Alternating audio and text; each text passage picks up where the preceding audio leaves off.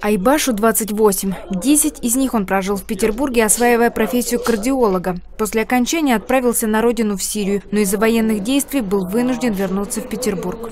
А вот говорят, кто-то говорит, что нужно вид на жительство. Если я позвоню, допустим, в поликлинику или в больницу, да, если знаю, что у меня эти документы официальные, да, на работе, тогда не берут.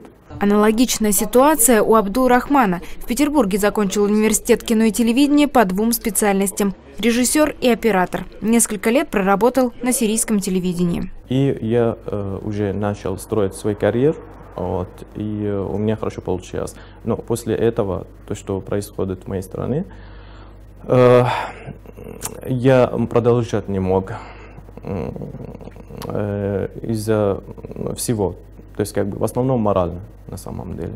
Основное препятствие в устройстве на работу по специальности в России – отсутствие необходимых документов. Миграционная служба на их заявления не отвечает ни отказом, ни легальным статусом. И так уже несколько месяцев.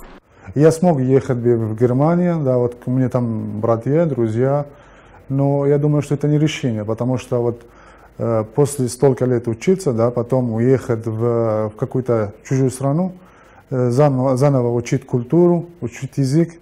По сравнению с Европой в Россию приезжает не так много беженцев. В основном это те, кто здесь учился, либо имеет родственников. В России никакой поток и не хлинулся, и не приедет сюда. Нелегальных сюда, а как?